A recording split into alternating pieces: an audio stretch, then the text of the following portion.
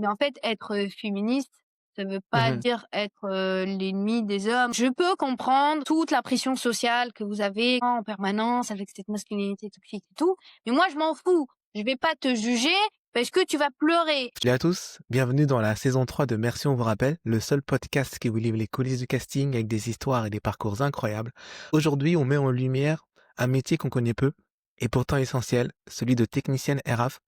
Notre invitée est passionnée de technique, mais aussi de théâtre, de cinéma. Elle incarne à la fois la rigueur du plateau et la sensibilité artistique. Dikra Benbaziz, bonjour, bienvenue. Bonjour, merci de me recevoir dans votre podcast et merci pour la proposition. Bah, surtout, merci à toi et merci pour ta patience, parce que pour ceux qui savent pas, on a mis un petit peu de temps à se connecter, etc. On a eu des difficultés techniques. Donc, Ouais, merci pour ta patience. Ma première avec plaisir. question pour toi, ça serait, Oui. si tu étais à un moment de la journée, tu serais lequel et pourquoi? Si j'étais à un moment de la journée, Ouais. je serais lequel et pourquoi? Alors, c'est vrai que la première chose qui me vient en tête, c'est Crépuscule. Ok. C'est, alors juste pour être sûre parce que, bah, du coup, on est en étant polyglotte et vu que c'est pas ma langue natale, des fois j'oublie et je suis plus, bon encore sur la rigueur et le perfectionnisme. D'accord. Il me semble c'est le moment La nuit, tu veux dire? à l'aube, ouais, ouais, c'est ça? Le On est matin, tu veux d'accord? dire, dans ce cas-là? Genre au réveil? Mais je sais pas, je me rappelle plus. Mais en tout cas, ouais, pour moi, c'est plutôt la nuit, Ok. que c'est vrai que j'ai toujours été fascinée par les étoiles, la lune, j'adore, ap observer ça et D'accord. et je suis plutôt, de nuit. Je suis plus efficace de nuit. Après voilà, apparemment c'est des choses, génétiques, qu'on a, héritées de nos ancêtres, de la préhistoire. D'accord. Voilà, c'est pour ça, il y a des gens qui sont beaucoup plus nocturnes que d'autres. Est-ce que tu veux dire que tu es beaucoup plus proactive la nuit que la journée, en fait? Oui, oui, oui. Ouais, pour moi, en tout cas, ce que j'ai remarqué, je préfère plus les horaires où je finis à 1 heure du matin que je commence à 4 heures du matin. C'est un peu comme Batman, tu vis la nuit, quoi. Oui, oui, oui, totalement, totalement. Ok. Voilà, si Batman, a besoin, d'une nouvelle recrue dans son équipe, hésite pas. Maintenant, pour donner un contexte à nos auditeurs, si tu nous parlais un peu Oui, de ton parcours, comment toi t'es rentré dans le métier de l'audiovisuel, comment ça a commencé pour toi en fait? oui. Alors moi, ça a commencé vraiment dans les années lycée où je me suis dit, «Ça que je veux faire», heu, c'est du alors ça a commencé littéralement par rapport au fait heu, de faire des films et faire passer des messages. Donc voilà, parce que je me disais que, hem, le média film était un bon outil pour pouvoir faire passer, des messages. Voilà et du coup par la suite, j'ai fait un atelier cinéma, dans mon lycée. Mmh. Donc on a participé à donc 2 ans de suite, on a participé à un festival, de lycéens et cetera. J'ai même été jury jeune, la 2e année, aussi et après donc vu que ce projet vraiment c'était ça quoi, je c'est ce que je voulais faire. Mmh. Après le lycée, j'ai fait un BTS audiovisuel. Donc c'est une formation sur, 2 ans. C'est une formation, publique, mais aussi il Mmh. y a des formations, il y a des BTS, privés qui se sont créés, au fur et à mesure, du temps. L'historique de ce BTS, en fait, c'est que ça a été créé à un moment pour répondre, réellement aux demandes, du marché, mais du marché de la télé surtout. D'accord. Il fallait former les gens techniquement. Il y avait pas de formation pour. Il y avait rien, pour la partie vraiment technique. OK. Du coup, voilà, j'ai fait un BTS sur 2 ans. Le but après, c'était d'enchaîner avec une école de cinéma. Les écoles de cinéma, pour la plupart, c'est sur concours, différentes phases de concours. Après, il y a la vie qui se passe, hein, et les projets changent. Aussi le moment où j'ai eu mon BTS aussi, ça y joue parce que moi j'ai fini mon BTS l'été 2019. Mmh. Et donc 6 mois après, on était, en covid, on était en confinement, tout a été, fermé, coup voilà, ça fait que, j'ai pu travailler un petit peu l'été 2019 et après, bah, il y a eu le covid. Mmh. J'ai voulu faire une L3 en alternance parce que, je me suis dit que ça pouvait être un bon tremplin pour, bah, voilà, rentrer, petit à petit, dans le domaine et malheureusement ça s'est pas fait et oui, et aussi l'autre point qui est assez important, c'est qu'en fait, en audiovisuel, du coup, il y a «domaines» entre guillemets. Mmh. Heu, donc ce qui est le plus connu, c'est le cinéma et là, du coup, moi, je suis technicienne, mais broadcast, donc c'est tout ce qui passe à la télé et le fonctionnement n'est pas le même. Voilà, c'est 2 domaines qui fonctionnent différemment. Alors, je pense que le plus gros point commun, c'est cette histoire de réseau. D'accord, Hem Voilà, mais en fait, c'est vraiment, limite pour certaines options, c'est pas du tout le même métier. d'accord. On va Parce rentrer que en détail, dans ça, t'inquiète pas. Mais j'aimerais juste revenir parce ouais, que toi, ouais, au ouais. début, tu as fait un bac, général et après tu as été vers un BTS Oui, audiovisuel. Qu'est-ce qui t'a attiré dans l'audiovisuel, en fait? en fait, je voulais vraiment avoir une connaissance, assez complète. Je voulais avoir les connaissances techniques. Mmh. Ou da parce que de base, comme je disais, je voulais faire du cinéma. Si on se téléporte à ce moment-là, moi je voulais, bah, vraiment, bah, découvrir l'aspect technique, Mmh. hem, de la chose et donc le fait de faire un BTS, c'était, judicieux par rapport à ça. Mais Mmh. aussi c'était un bon tremplin pour, pouvoir faire une école de cinéma, plus tard. D'accord, Hem Voilà, parce que je crois pas qu'il y a peut-être des prépas, mais pas tant que ça, en fait. Du coup, c'est vraiment un des chemins les plus, récurrents aujourd'hui. oui, OK.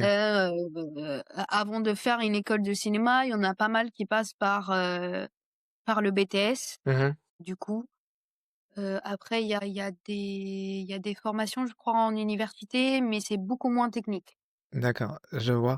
Voilà. Tu sais, on parlait un peu, on s'est parlé dans la semaine et tout, et tu parlais de ton Oui, parcours, et tu me dis que tu es arrivé à l'âge de 16 ans en France. Tu peux me parler un oui. peu de revenir en arrière, ton arrivée en France, comment ça s'est passé? Pourquoi la France déjà? Tu vois? Alors c'est beaucoup un concours de circonstances. Moi, ma vie, c'est il y a eu beaucoup de concours de circonstances, de départ, précipités, OK. des décisions difficiles, à prendre, rapidement. Dis-nous en plus.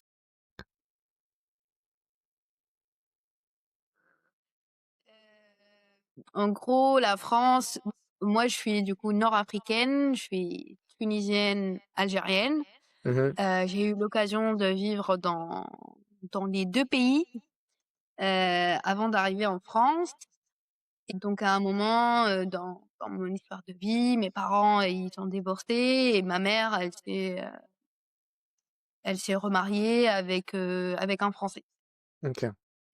et du coup, moi, je passais ju j'ai je suis venue juste en soi pour des vacances d'été et pour voir, comment ça se passe et tout parce que en gros, pour moi, c'était, bah, après le bac. J'allais passer mon bac en Tunisie et après, j'allais voir, pour venir, éventuellement faire le post-bac ici Mmh. et bien les choses se sont passées différemment et je me suis retrouvée à rester. Donc voilà, on passe à la préfecture. Ils disent: «Bon, on te met en seconde et puis on verra. Hein. Au bout du premier OK. trimestre, si tu te débrouilles bien, tu restes en seconde. Sinon, on te rétrograde au collège. Carrément. Voilà. Et ben, du coup, premier trimestre, la meuf, elle débarque d'un autre pays. Il y a eu quand même des, comment dire, des petites remarques désobligeantes, hein, par-ci par-là. Hein. On va pas se le cacher. Mmh. Euh, et du coup, premier trimestre, je sais pas, je crois que j'ai dû avoir 13 et quelques de moyenne, 14, un truc du genre. Et du coup, elle était en mode, oh ouais, ah bah dis donc, ah bah dis donc, ah bah dis donc, votre fille, elle débarque, elle a des meilleures notes que les autres. Carrément, bien, bien Ah joué. oui, oui, oui. Après, c'est vrai qu'il y avait des choses qui, quand vraiment, moi, j'ai pas du tout, donc, je connaissais des choses sur la France, Mmh. mais pas par exemple, le fait que chaque région a son propre, accent et moi je suis arrivée dans le sud-ouest, D'accord. donc il y a eu des petits mots, que moi, au début je trouvais bizarre et je me disais: «Ouais, c'est bizarre qu'ils prononcent ça comme ça» et du coup voilà, ou le fait que ma prof de français me dit: «Oui bon, je te cache pas que, tu vois, même les gens, les politiques là, que tu vois à la télé, ils parlent pas bien français». Et OK. j'étais là en mode: «Ah bah, c'est gentil ça, du coup moi je dois apprendre une langue, mais les gens qui parlent la langue eux-mêmes, ils parlent pas correctement la langue. Ça va être, sport». C'est ça va être compliqué. Oui, mais du coup finalement, ça s'est passé et j'ai fait un lycée général, un bac scientifique parce que pour le Mmh. coup, j'avais plus de, heu, je voulais éviter tout ce qui est rédaction et après, du coup, le BTS, qui suit. D'accord. Si on revenait, sur ton travail de technicienne RF, tu peux nous expliquer Mmh. vraiment à quoi ça consiste, à quoi ça ressemble ton quotidien, en fait? Alors oui, technicienne, RF, c'est, donc technicienne radiofréquence. Mmh. C'est vrai que c'est un poste qui est pas très, très clair. Déjà, en fait, en général, les métiers, audiovisuels, on a du mal un peu à comprendre le concept. Mmh. Moi, proprement parler, je gère des caméras transmis où le signal est transmis par radiofréquence. L'exemple le plus parlant par rapport à ça, c'est le Tour de France. Le Tour de France, ces caméras, qui sont sur les motos et cetera, il y a pas de câble qui est derrière. OK. Donc après là, le Tour de France, c'est vraiment une config, en radiofréquence qui est beaucoup plus compliquée. Donc ce on appelle le long range, c'est sur, les grandes distances, mais je prends ça comme exemple parce que c'est le plus parlant. Bien sûr, oui, c'est très parlant, oui. En fait. Sinon, après, le principe, hem, nous pour, moi, c'est vrai que je suis beaucoup sur, les matchs, de rugby, de top D'ac 14 du coup, OK, les matchs du dimanche soir OK. parce que du coup, la radiofréquence, c'est un système qui est, coûteux et donc nous, on va pas être sur toutes les prestations, on va pas être sur tous les matchs. Par Mmh. exemple, sur un week-end de rugby, on est sur un match de maximum. D'accord. Voilà. Heu, Donc ton travail Puis consiste à quoi? après, Pour que les caméras puissent communiquer entre elles ou c'est, pour appuyer quoi exactement? en général, la plupart des caméras, elles sont, reliées au car régie, avec de la fibre optique, Mmh. aujourd'hui. On parle des technologies d'aujourd'hui. Avec de la fibre optique. Eh bien, ça veut dire qu'il y a un câble derrière. Donc ça limite la liberté de mouvement et cetera. Mmh. Il y a certaines caméras, qu'on veut plus mobiles. Il y a aussi des fois certains endroits où c'est problématique d'avoir des câbles qui traînent. Du coup, moi, mon métier, ça va être, on va me demander des zones de couverture. Mmh. Donc la caméra, elle faut qu'elle marche sur toute cette zone-là et du coup, on va regarder le lieu et cetera et on va positionner nos antennes, des antennes, radiofréquences. du Mmh. coup, heu, pour recevoir le signal qui va être, émis par le transmetteur qu'on va mettre à l'arrière de la caméra. Et du coup, le transmetteur, il va, nous renvoyer l'image, le son et aussi on a des petites machines qui nous permettent de contrôler l'ouverture et la fermeture du diaphragme Mmh. de l'optique, donc pour avoir plus ou moins de lumière et aussi des réglages colorimétriques et aussi pour envoyer ce qu'on appelle le rouge, le toli. C'est une petite indication lumineuse, donc c'est un point rouge qui va s'afficher sur l'écran du cadreur pour qu'il sache qu'il est en direct. D'accord. Voilà.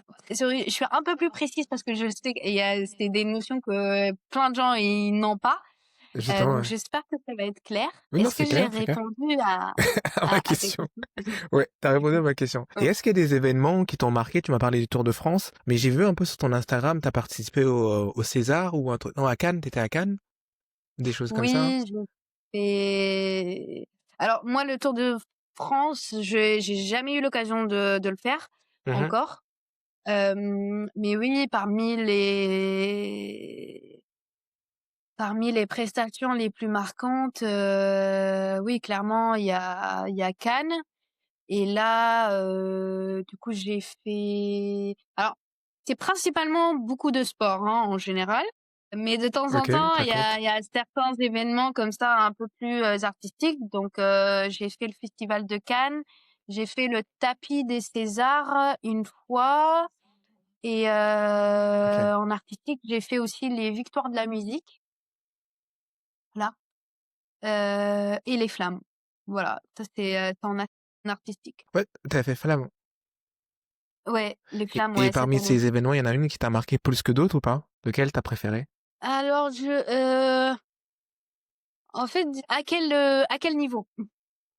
C'est ça aussi, c'est ça qui est différent parce que Swan, c'était, Celui qui t'a donné plus d'émotions, où tu t'es dit: «Ah, je suis vraiment un métier extraordinaire». alors honnêtement, celui qui m'a donné le plus d'émotions alors, c'est vrai qu'à Cannes, il y a eu des petits moments vraiment très géniaux. J'ai vu Meryl Streep de très près, et Viola Davis, donc ça, j'étais hyper contente. Waouh!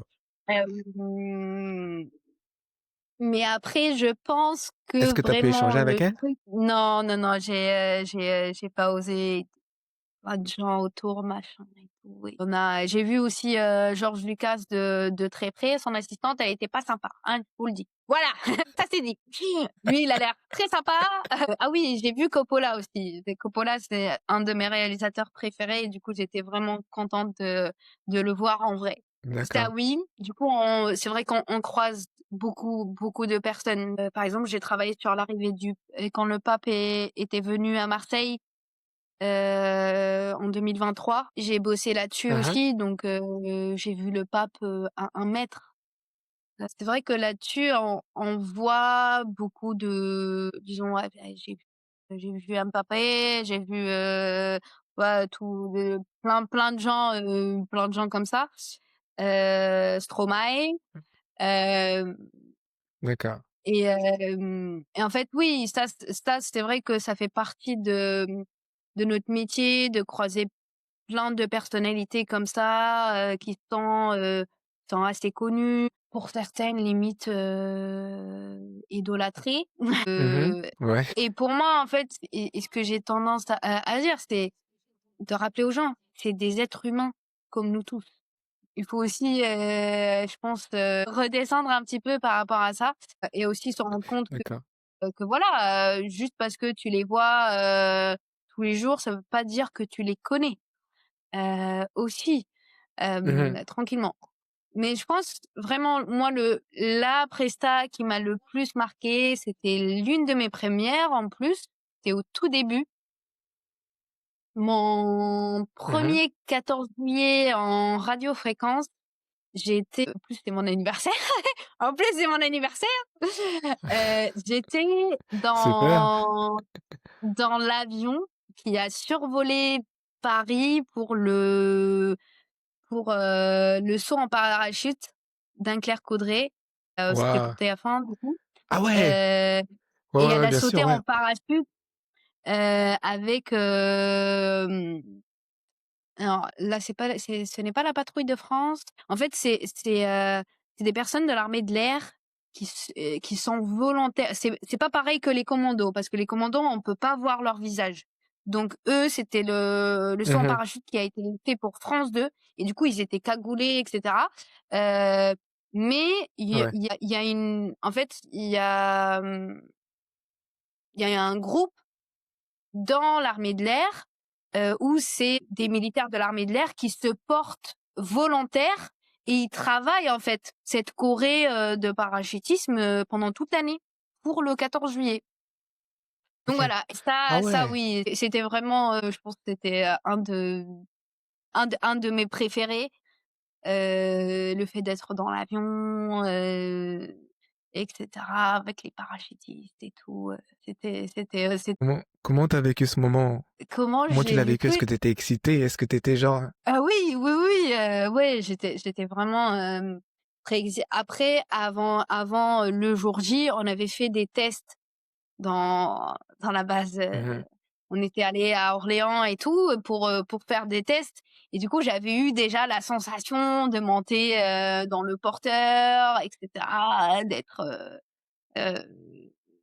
vraiment juste, à côté de la trappe, en fait, parce que, bah, il faut s'assurer, puis j'étais accrochée à un moment pour m'assurer que tout est bien allumé avant qu'elle saute. Hem, donc ouais, c'est un côté où, c'est un peu irréel, quoi. C'est pas des endroits dans lesquels, on travaille, tous les jours. Mmh. Donc c'était très impressionnant, hein, les avions, la taille des bases, les protocoles et cetera. Mais, en général, moi, j'aime beaucoup, les cérémonies militaires et cetera. C'est très agréable de bosser, avec eux parce que ça reste des personnes, qui sont hyper respectueuses, hyper humbles et cetera. Mmh. Donc c'est toujours en fait, ils sont hyper, bienveillants avec nous et comment dire? Vraiment, ça reste, très humain. Il y a un côté de curiosité réciproque aussi. Il y a des vrais échanges où, nous, Mmh. ben, on leur, explique un petit peu, ce qu'on fait et cetera et eux aussi, ils nous montrent, ce qu'ils font. Ils nous parlent un petit peu de leur parcours des fois quand on discute et tout et ça reste des très beaux moments de partage, je trouve. Voilà. Est-ce qu'on a l'impression quand c'est un moment comme ça, parce que c'est quand même un moment de direct, ça veut dire que tu peux pas te louper, tu dois t'assurer que toutes les fréquences fonctionnent, que les images soient bien transmises, et cetera. Est-ce que comme tu dis, c'était ton premier événement, le jour de ton anniversaire, est-ce que tu étais un petit peu stressé, en même temps excité? Oui, surtout, là, pour le coup, le système qu'on utilisait, on savait qu'il était un peu, c'était pas des plus fiables. Après voilà, c'est une config qui est hyper particulière.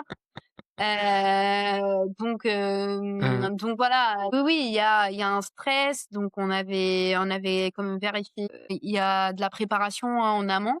Donc très souvent, en fait, avant qu'on parte en presta, que Mmh. ce soit celle-là ou une autre, on a une prépa au stock à faire, donc avec notre matériel et cetera, avec, nos fréquences, les autorisations de fréquences, le CONA, donc les réglages, les formats aussi demandés. Hem, Mmh. des fois, on a des caméras un peu plus touchy, alors par exemple sur les défilés, on va utiliser des caméras grand capteur. C'est des caméras qui sont, plutôt Mmh. des caméras, de cinéma et c'est pas ce qu'on utilise en général dans la télé et du coup, voilà, c'est vraiment de Mmh. voir et de préparer aussi en amont et en fonction de ce qui est demandé techniquement par rapport aux réglages également. Heu le matériel, du coup, adéquat. Hem, Mmh. voilà, mais oui, oui, il y a du stress, ça c'est sûr, il y a du stress, surtout que, en fait, surtout que, mine de rien, la radiofréquence, ça reste un domaine, en fait, où on peut pas avoir le contrôle sur tout. C'est ça qui est un peu touchy, qui peut un peu foutre la pression des fois de se dire: «OK, le tout, c'est de rester, vigilante et puis, essayer de rebondir, au mieux, quand il y a, des problématiques techniques. Parce que des fois, il y Mmh. a des choses qui arrivent où moi j'ai ça m'est déjà arrivé sur une presta où c'est un collègue qui fait ça depuis 20 ans, il me dit: «En 20 ans, j'ai jamais vu ça». C'est, donc voilà, mais en général, on fait de notre maximum pour assurer, le dispositif. Et surtout la chance qu'on a aussi, en radiofréquence en particulier, c'est que, on n'est pas très nombreux. Il y a toujours quelqu'un, en fait, qui va répondre au téléphone, pour nous aider, si jamais il y a un problème. Et ça, c'est vrai que c'est quand même un avantage énorme, parce qu'il y a un côté où, bah, même si je suis toute seule sur la prestation, sur le terrain, je sais que, il y a Mmh. des gens, que je peux, solliciter si jamais vraiment je trouve pas, la réponse, je vois pas d'où vient le problème. Et ça oui, ça c'est vraiment un gros plus. Tu sais, tu disais, tu parlais avec, un collègue, ça disait que et il disait que lui, en 20 ans, il avait jamais vu ça. Quel genre de problème Ouais. on peut rencontrer quand on est technicienne, RF justement? Alors on a du coup, il faut savoir que nous, nos équipements, ils sont en dehors parce qu'en fait, les téléphones et cetera, la 5G, Mmh. tout ce monde-là, c'est de la radiofréquence et c'est des ondes, hein, qui sont qui sont, Mmh. balancées à des puissances, énormes pour que, ça capte. Et nous, du coup, D'accord. on est en dehors de ces plages-là. On est sur des plages, spéciaux pour pouvoir utiliser nos dispositifs. Et une Mmh. des raisons, c'est que, bah, par exemple, il y a des drones et cetera, et ça fonctionne sur des plages Wi-Fi. Ça veut dire que si, il y a plein de gens qui débarquent avec leur 5G, ça peut faire des interférences. Voilà, c'est vraiment de D'accord. perturber le signal. Donc ça, des fois, c'est, surtout sur des grosses prestations, du genre la coupe du monde, les JO et cetera. On va avoir plusieurs personnes finalement qui vont, bon, il y a notre équipe, mais on peut avoir d'autres équipes, en fait, aussi qui Mmh. utilisent de la radiofréquence. Et si, quand eux, ils arrivent, ils se mettent sur la même fréquence que nous et qu'ils allument leur système, Mmh. on va avoir, ils vont perturber, notre transmission. Du coup, ça fait partie, disons que ça fait partie des gros problèmes. D'accord. Hem, Mmh. mais vraiment le plus gros, c'est les brouilleurs, le brouilleur de fréquence sur, des fois sur, si on fait des cérémonies, militaires, un peu touchy et cetera, ce qui est normal, hein, parce que là, on parle de Mmh. sécurité, on parle d'armée et cetera, bien sûr qu'ils passent avant nous. Mais c'est vrai, il y a un côté où, bah, en fait, on bosse pour pour vous.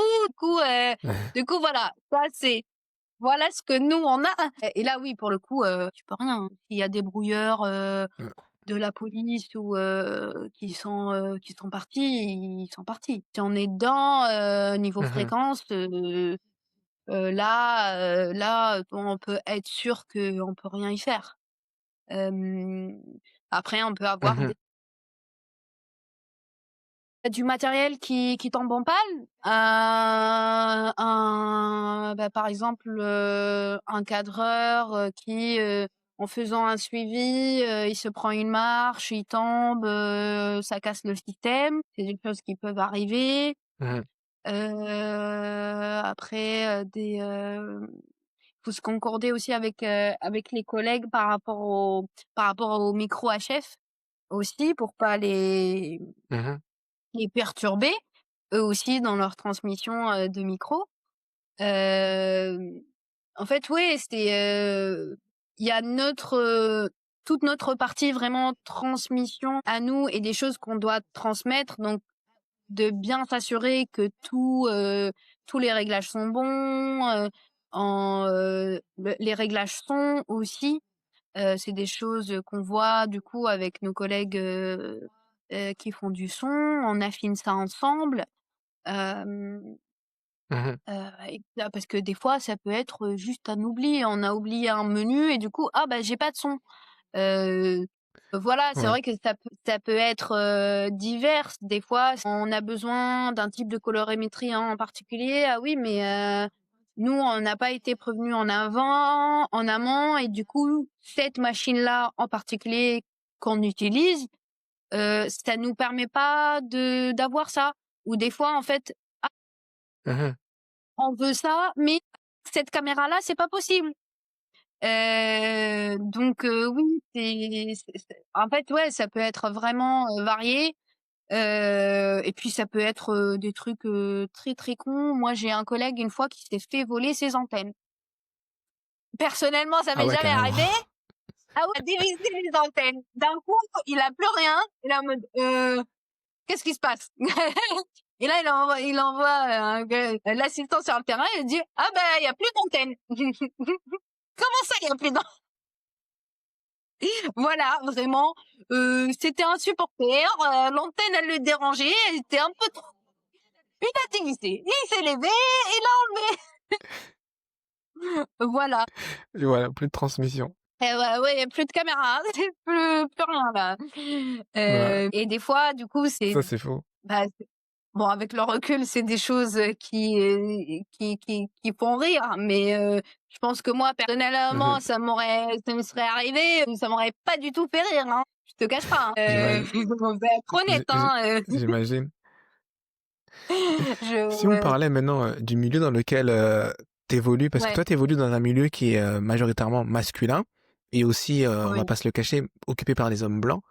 Comment toi tu fais pour avoir ta place dans ce milieu? Comment tu te sens? Est-ce que tu as l'impression que tu es respectée, tu es prise au sérieux? Oui, alors, c'est vrai que c'est du chou surtout que moi, j'ai eu un petit peu deux expériences parce que j'ai eu l'expérience de travailler en province, entre guillemets, en région Mmh. et en région parisienne. Et aujourd'hui, je bosse en région parisienne, principalement, mais je suis amenée à aller, en région un peu partout en France. Donc c'est vrai qu'on rencontre, des, heu, des personnes de toute la France. Donc voilà, c'est vrai que pour comment sur le fait oui, c'est un milieu qui est principalement masculin, même si il y a ça avance. Mais ça avance, petit à petit, pour être honnête.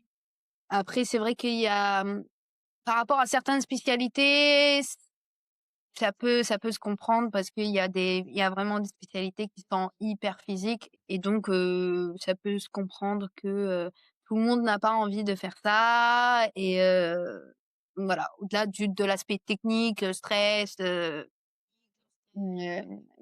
après moi, c'est vrai que c'est un principe de vie que j'ai toujours eu depuis très, très jeune, que, qui est le respect. Que tu me respectes, je te respecte, c'était aussi simple que ça. Hem, donc voilà et puis, surtout moi, je suis là pour travailler. Moi, je suis là pour travailler. Après, je te cache pas avec le background que j'ai, je le savais depuis toujours. Moi, fallait pas que je bosse 2 fois plus, mais 3 fois plus que tout le monde. Mmh. Voilà, c'est de la pression, quelque part, c'est de la pression sociale, hein. C'est aussi des remarques, qu'on va avoir. C'est même avant que je me retrouve dans ce métier et du coup, voilà, c'est vrai que moi, j'ai toujours eu un côté où, voilà, moi, je suis là pour travailler. Quand je sais pas faire les choses, je le dis. Je vais pas prétendre, savoir des choses, alors que je le sais pas. J'ai un côté où je reste ouverte à la discussion, à la découverte, à vraiment, être dans cette écoute quand les gens, ils me transmettent leur expérience, ou qu'ils m'apprennent des choses et cetera et du coup, je pense aussi c'est une question de mentalité. Dans le sens où je pense que la plupart des gens, quand tu vas les approcher avec respect et bienveillance, en Mmh. principe, ça va bien se passer. Alors c'est pas tout le temps le cas, hein, il y a des gens qui sont cons. On va pas il y en a, ils ont des problèmes d'ego et ils se prennent pour je sais pas qui, heu, alors que voilà, c'est ils sont loin d'être parfaits, personne n'est parfait. Hem Mmh. et moi aussi et aussi l'autre particularité, c'est que moi hem, j'ai toujours grandi entourée de garçons, en fait. Quand je me retrouve dans un milieu D'accord. principalement masculin, disons que, je sais que je suis différente, mais c'est vrai que j'arrive un petit peu avec une posture où moi je suis là pour travailler, tu me respectes, je te respecte et Mmh mh.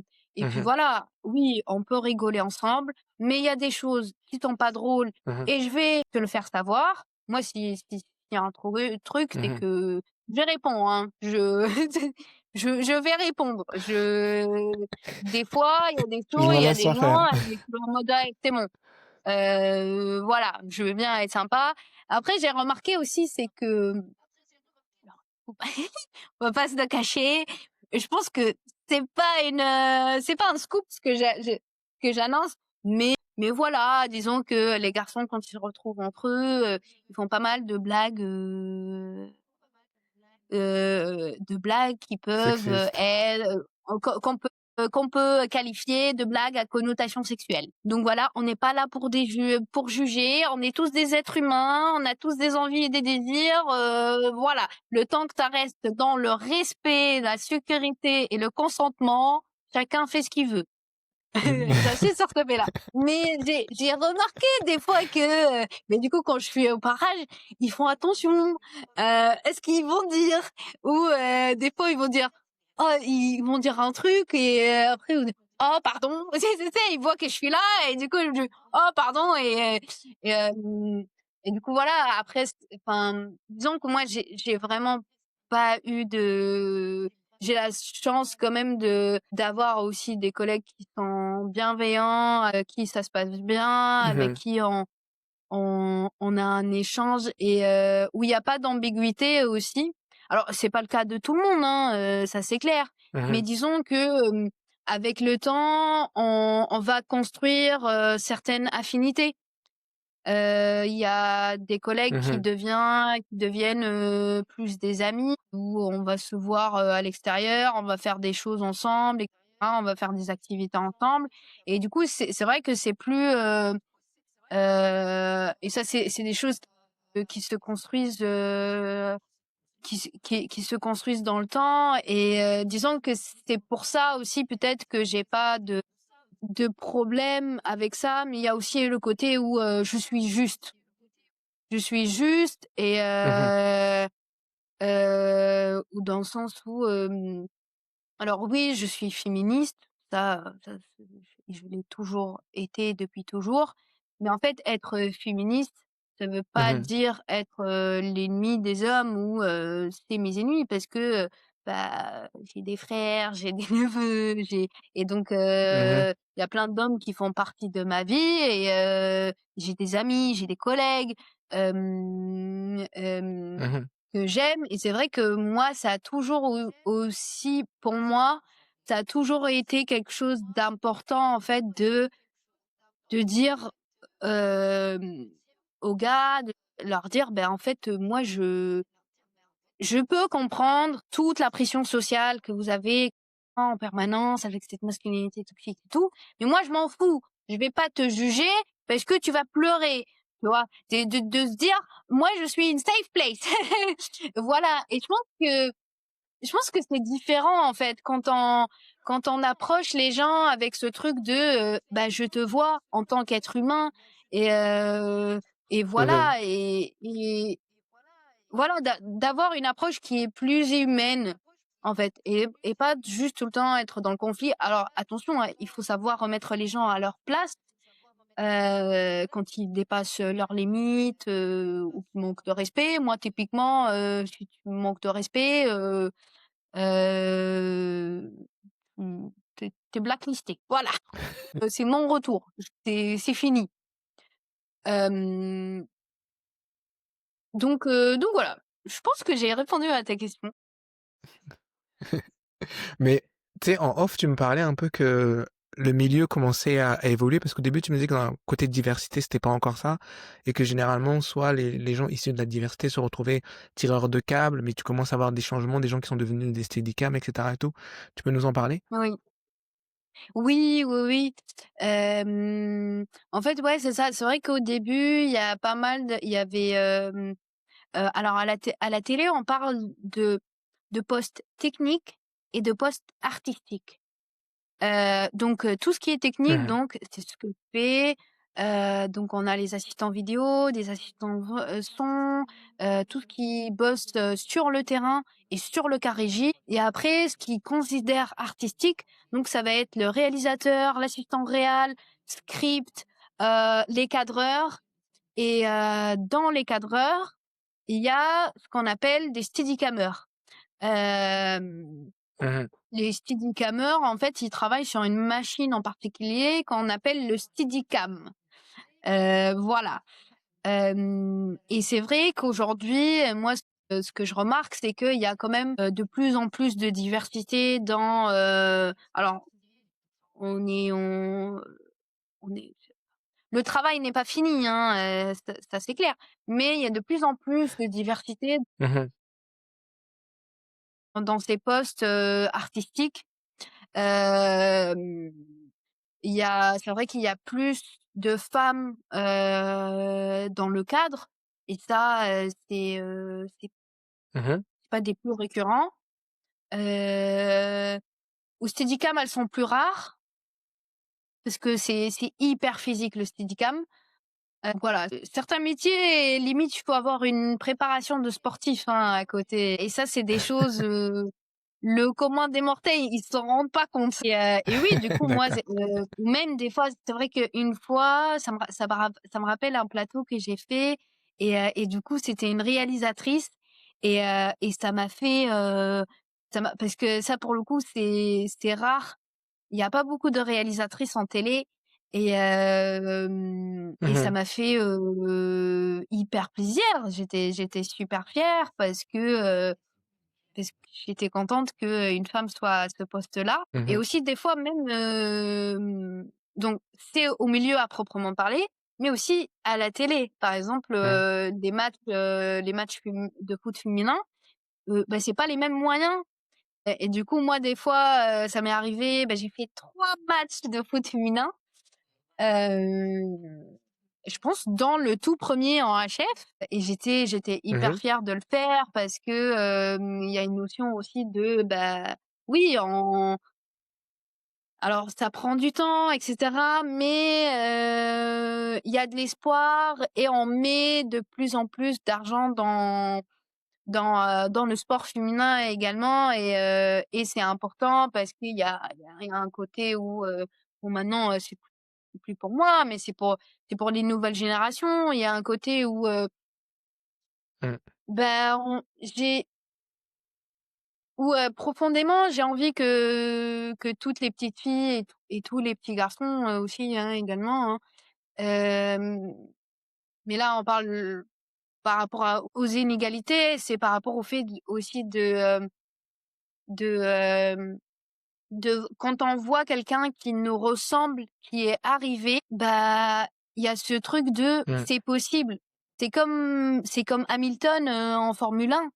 On peut dire ce qu'on veut, mais il y a un côté où bah il y a un côté où en anglais on dit pave the way. C'est un peu préparer le chemin en fait pour les générations futures Pour et les de autres. de montrer que c'est possible. Ah, c'est pas facile, mais c'est possible. C'est et hem Mmh. et ça, je trouve que c'est important et c'est là où la représentation, elle est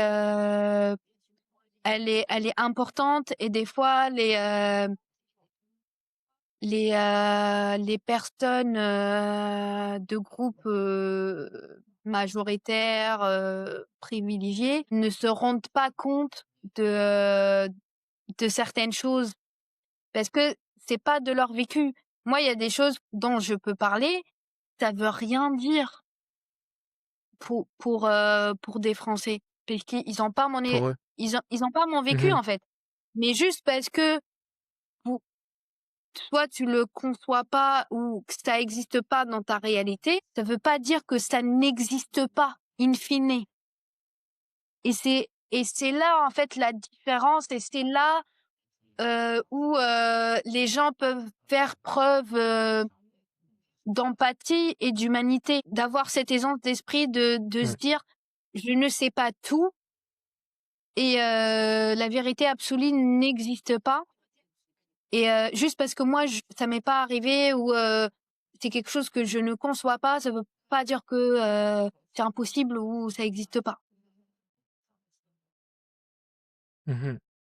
À chaque fois j'ouvre sur du social. Tout à fait d'accord avec toi. Non, tu raison, c'est très sincère, j'aime bien. Au téléphone aussi, on se parlait, tu sais, tu disais des fois des Ouais. blagues que pouvaient, des collègues racisés puissent se faire entre eux et cetera et tout. Mmh. Tu me disais que t'aimais pas ça rendait pas service. T'en parles un peu? Oui, oui, oui, là-dessus, je pense aussi il y a un côté où, il faut remettre en contexte par rapport à ce qui se passe, ces dernières années, Mmh. au niveau mondial et au niveau politique, cette atmosphère aussi politique assez anxiogène, en France, notamment l'année dernière, où moi personnellement Mmh. ça m'a beaucoup pesé, hem, où, il y a des gens, des fois, moi ça m'est déjà arrivé, les gens me disent: «Ouais, mais moi j'aime pas la politique». J'ai envie de leur dire: «Mais tu crois que ça me passionne, ça me fait plaisir en fait de m'intéresser à ce qui se passe. Non, c'est que je n'ai pas le choix. Mmh.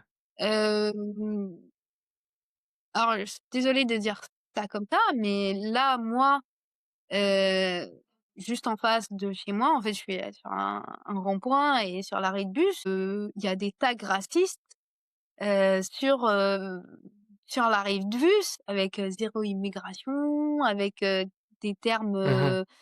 donc tu sur la flèche de la pharmacie, il y a un N-word et bougnoule, N-word d'un côté, bougnoule de l'autre côté. Là, moi, quand je vois ça, juste en face de chez moi, ben, oui, ça je suis pas indifférente, en fait, à ça. Surtout que Bien sûr. il y a beaucoup, beaucoup d'ignorance.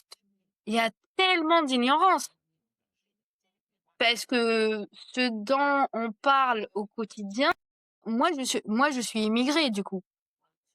Je suis pas née en France, Mmh. je suis immigrée. Je suis pas, 1re génération d'immigrés, je suis immigrée.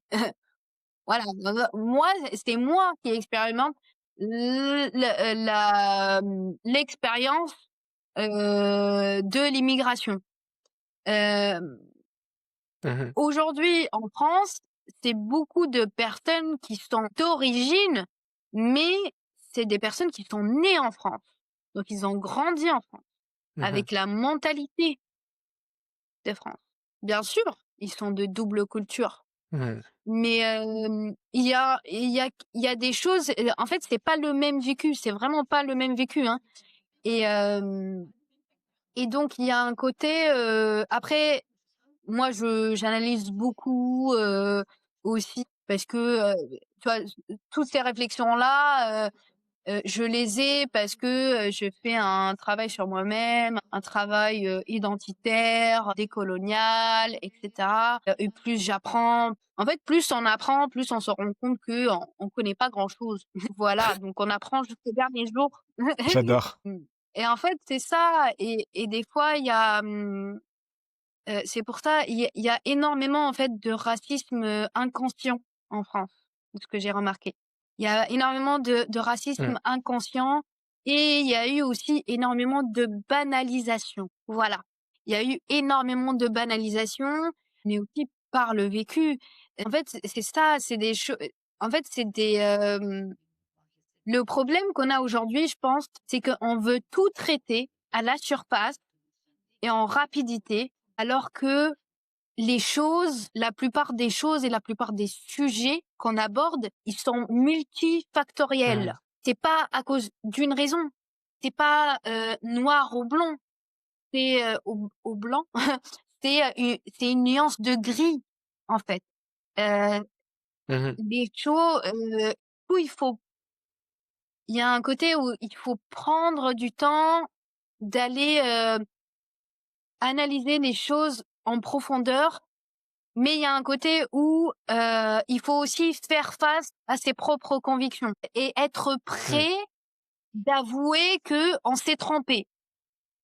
Hem et que, peut-être que ce qu'on était sûr que voilà, c'était une bonne chose et que c'était ça la vérité et ben, c'est peut-être faux et ça c'est dur pour les êtres humains parce que, bah, notre cerveau, hein, de Homo sapiens sapiens, il est comme ça, hein. Il est créé pour survivre, hein.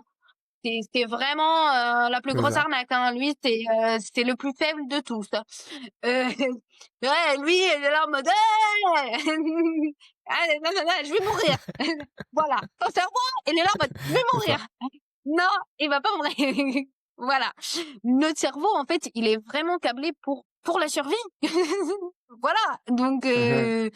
et hem et je pense que c'est ça et oui, du coup, ça m'est déjà arrivé, l'année dernière. En plus, c'était dans le tout ce contexte, hyper, anxiogène et cetera, où, je me suis un petit peu pris la tête avec un collègue parce qu'il a fait une blague que je trouvais déplacée et donc je me Mmh. suis permise de lui répondre, même si, il a 30 piges de plus et c'est là et ça aussi, c'est un autre point, des fois qui n'est pas évident, c'est que certaines personnes, ils croient que juste parce que, alors pour résumer, l'âge n'est pas gage de maturité. Voilà.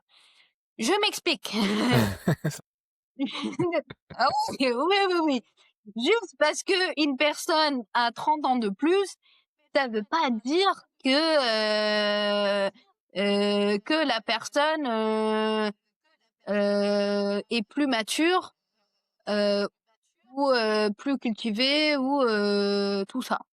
C'est vraiment, Mmh. c'est quelque chose qu'il va falloir qu'on dépasse dans nos sociétés et moi, c'est quelque chose auquel je suis énormément confrontée, des Mmh. fois, heu c'est que oui, malheureusement, en fait, il y a dans les anciennes générations, des personnes qui sont loin d'être matures et qui sont loin d'être sages. Donc, à ce moment-là, en fait, Mmh. c'est pas une question de manquer de respect aux anciens ou, de manquer, de respect à ses aïeux parce que voilà, on va pas se le cacher. Moi, je viens d'une culture où c'est hyper important, c'est quelque chose que j'ai toujours, envers laquelle j'ai toujours eu beaucoup de respect. En fait, depuis petite, j'ai toujours été fascinée, par les histoires des personnes, qui étaient plus âgés parce que je trouvais que c'était, un trésor, en fait. C'était des gens qui allaient, te partager leur Mhm. expérience, leur vécu et cetera. Après, en grandissant, on se rend compte que, bah, en fait, toutes les personnes âgées ne sont pas des trésors. Voilà. Hem, Exactement. oui, oui, et que des fois, ils disent des choses qui sont problématiques et il faut leur dire: «Beh, non, je suis désolée, mais là, tu dis n'importe quoi». C'est, Mhm. et c'est vrai que des fois, c'est comme ça. Après, très clairement, hein, dans la vie, il faut choisir ses combats. Il y a certaines personnes, on sait très bien qu'on peut pas discuter avec parce que c'est des gens qui veulent à tout prix, avoir raison et hem Mhm. et et en fait, les gens qui veulent à tout prix avoir raison, on peut pas avoir une discussion constructive ensemble parce que, hem, ça va pas permettre l'évolution de la pensée. C'est ça aussi, quand on a une discussion avec des gens ou un débat, le but d'un débat, c'est de faire évoluer la pensée, Mhm. c'est d'avancer. Après, je pense que c'était toujours pareil, c'est une question de point de vue. Moi, j'ai toujours été en fait, par nature, je suis dans ce truc de rassembler. On est une équipe, on n'est pas, voilà, on est tous des êtres humains et on fait tous partie de la même équipe. Et oui, on n'a pas un passé facile en tant qu'humanité, mais je crois que Mhm. on est capable aujourd'hui de prendre du recul et d'avancer tous ensemble. Voilà, mais ça Mhm. c'est moi. Mais ça fait partie aussi des choses qu'il faut faire le deuil parce que j'ai toujours été en mode ouais, mais moi, si je peux le faire, tout le monde peut le faire.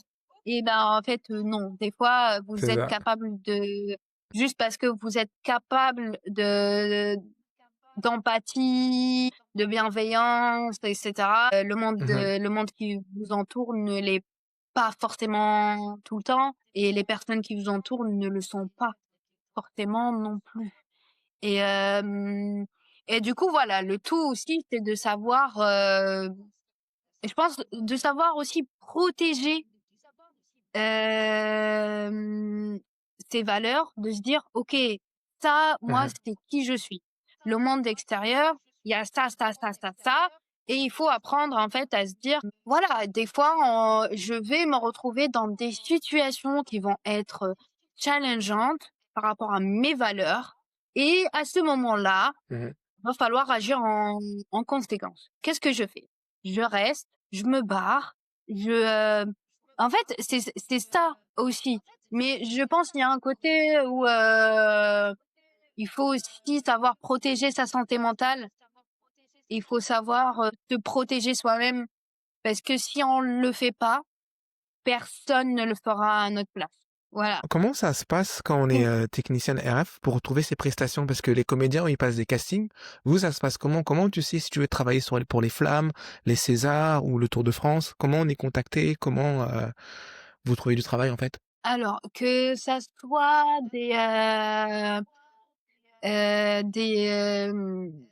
donc des techniciens RF ou dans d'autres spécialités, quand on est intermittent, intermittente, parce que du coup, il y a des personnes qui sont fixes Ouais. à la boîte, qui sont en CDI, hem, voilà, mais il y en a pas beaucoup parce que en fait, dans l'année, comment dire? On n'a jamais le même nombre de prestations. Genre le mois d'août, c'est super calme, comme mois, par rapport D'accord. à juin, par exemple. Hem, c'est pour ça que, les entreprises ne peuvent pas embaucher tout le monde, en CDI, et que D'accord. le statut d'intermittent, existe, et du coup, en gros, pour chaque, spécialité, on est sur, des plannings, donc de plusieurs boîtes, donc le démarchage, pour, intégrer certains plannings, c'est où on a fait une alternance avec l'entreprise et après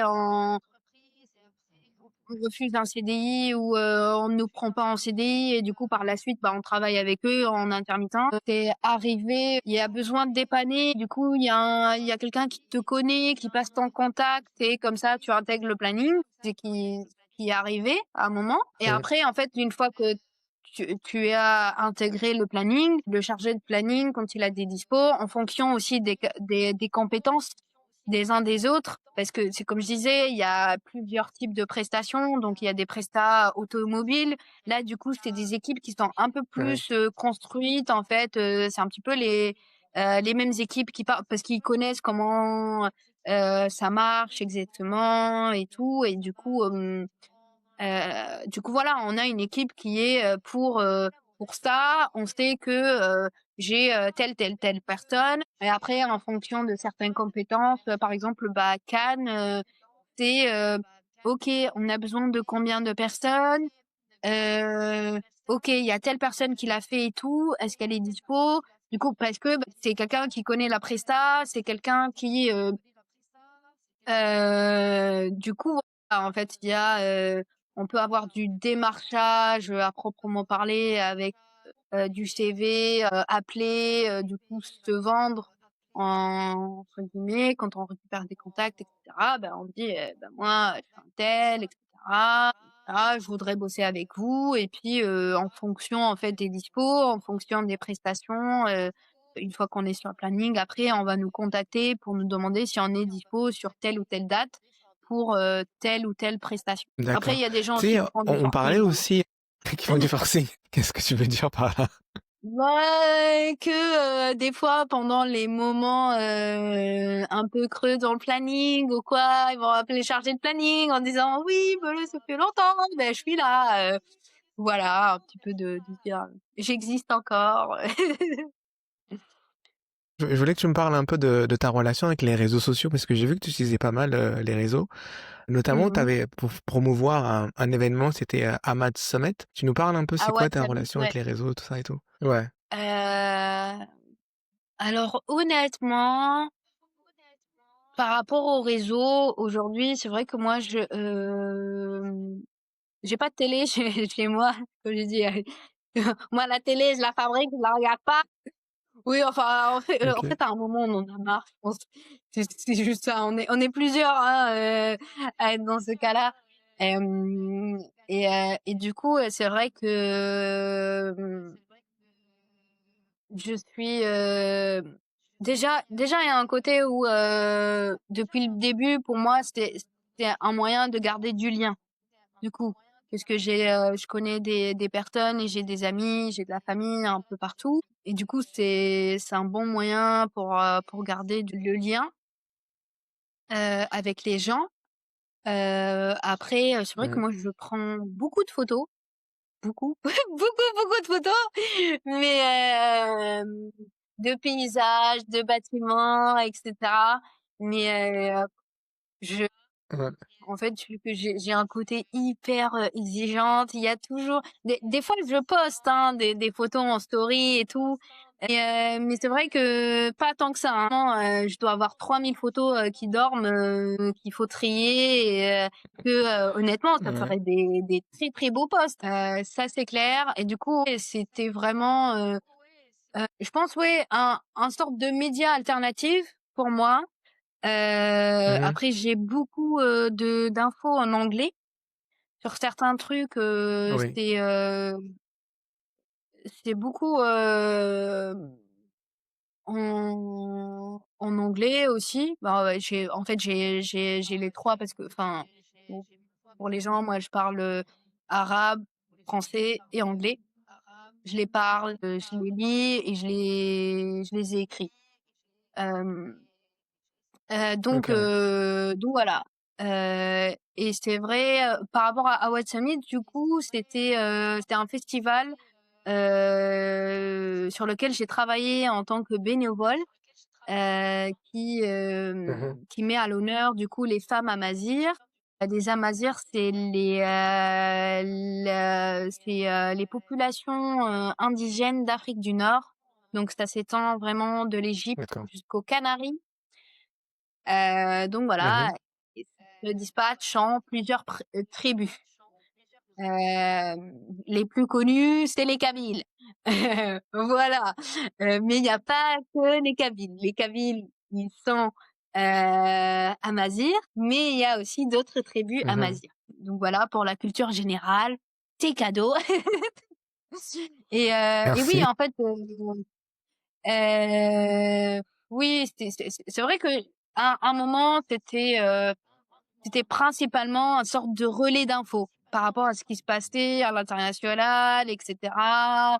Il y avait une période où je me suis retrouvée à traduire du coup, certaines posts, à mettre du coup à faire, parce que c'était des choses desquelles on parlait pas en fait, hem Mm. dans les médias et cetera. Et moi j'ai même eu des amis qui me disent: «Moi je suis au courant de ce qui se passe dans le monde, grâce à tes stories».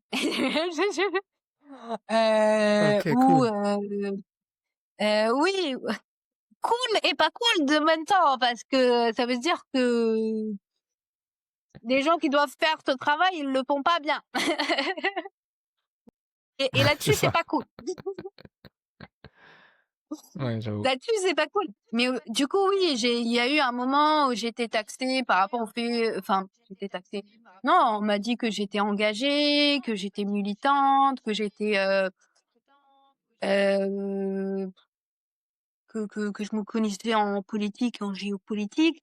Alors que, Mm. en fait, la réalité, c'est que moi, je m'intéressais surtout, aux humains. Il y a des humains qui souffrent, il y a des humains qui sont Mhm. persécutés et qui sont oppressés et hem et du coup, j'en parle et j'en parle non pas pour accabler les gens, mais pour dire: «OK, il y a ça qui se passe, bah, oui, qu'est-ce qu'on fait?» En fait, le but, moi, en tout cas, mon but, ça a toujours été qu'on avance ensemble. Vraiment, j'ai toujours eu, énormément de foi en l'humanité.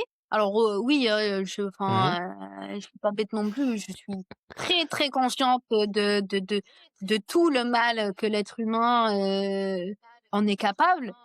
Mais je sais et je suis convaincue de tout le bien qu'il est capable de faire également. Mais il y a des petites choses à revoir par-ci par-là pour ça, quoi. Donc voilà là-dessus sur les réseaux sociaux. D'accord. Ma dernière question pour toi, ça serait, si OK. tu avais un Ouais. conseil à donner à une Mmh. jeune fille qui veut demain se lancer dans le même milieu que toi, qu'est-ce que tu donnerais comme conseil?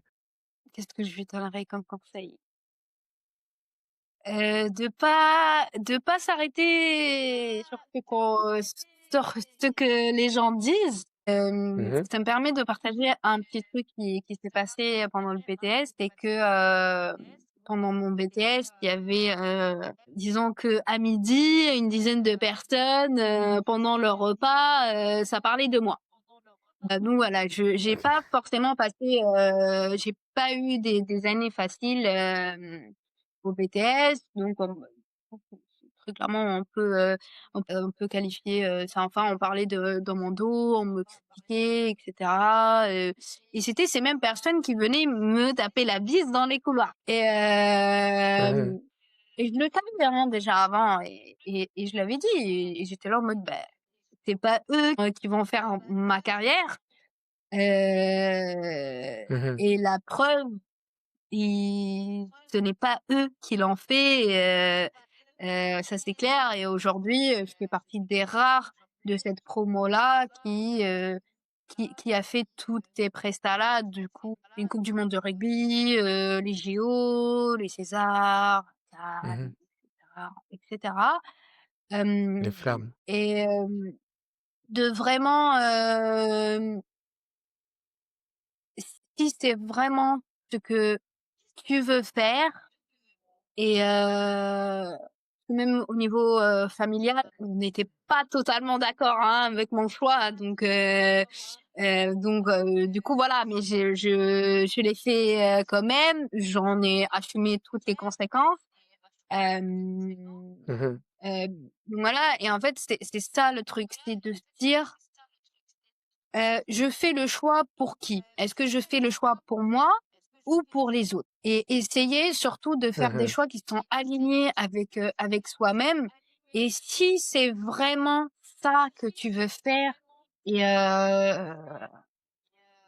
que tu voilà, tu sais pas pourquoi, mais c'est quelque chose qui t'appelle et cetera. Moi, je veux te dire pense et essaye et puis, c'est pas grave.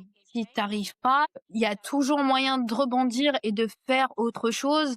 Il y a aussi en fait, c'est jamais une perte de temps parce qu'il y a quand même il y a des compétences qui sont, et on appelle ça les compétences, qui peuvent servir à plusieurs travails. J'ai oublié le terme exact. Mhm.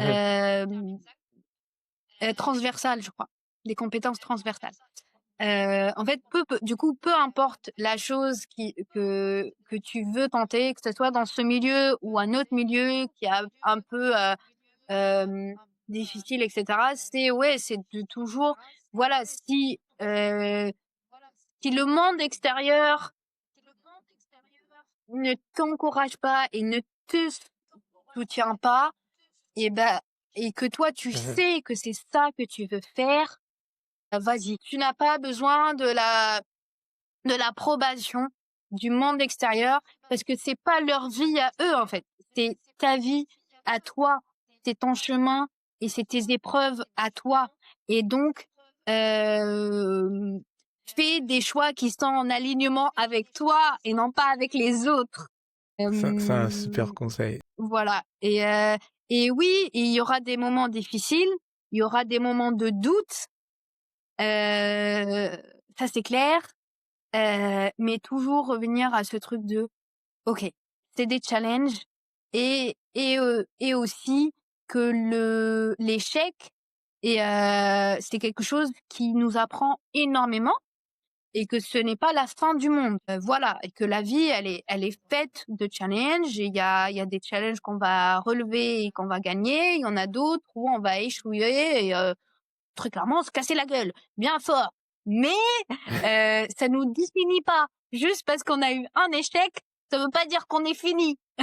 Voilà, on essaye C'est ça. d'apprendre de ça et de rebondir pour continuer. Voilà, tout simplement. Voilà, Merci beaucoup pour ce mot de la fin, Dikra.